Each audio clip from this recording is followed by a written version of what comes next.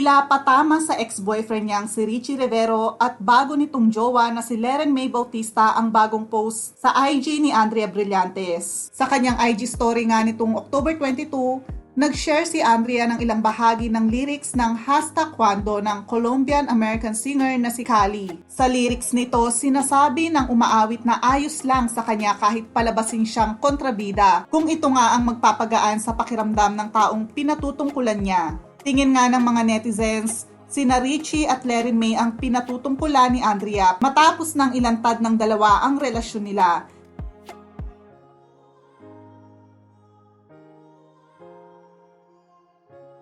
Pero kasabay ng paglalantad, hinamon ni Leren May ang mga fans ni Andrea na nambabash sa kanya na dapat tanungin ng diretsahan ng aktres para malaman kung ano ang totoo.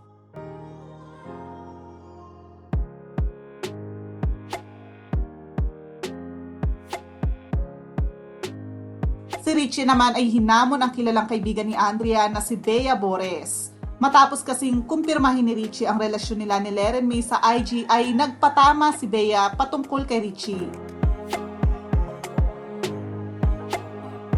Patama nga ni Bea sa kanyang tweet, tila may nagmamalinis.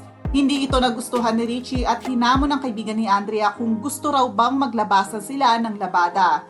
May nabanggit pa nga si Richie tungkol sa kabit. Sagot nga ni Richie sa patama ni Bea, quote, "Tara, sabihan tayo kung sino talaga kumakabit.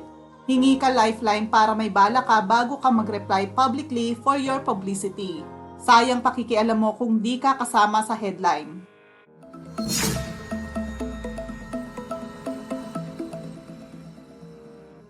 Super enjoy ang aktres na si Andrea Brillantes sa mga nangyayari sa kanya ngayon. Sa Instagram post ng dalaga, ibinida pa nito ang iba't ibang larawan niya at ilang larawan kung saan makikitang kasama niya ang kanyang mga kaibigan.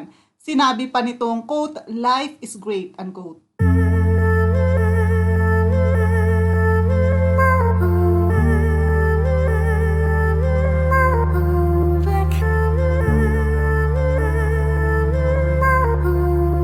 Samantala, kamakailan lang ay naging usap-usapan naman ang pag-amin ni Richie Rivero sa relasyon nila ng konsehalang si Leren May Bautista. Matatandaang noong Hunyo ay kinumpirma ni Rivero na hiwalay na sila ni Andrea.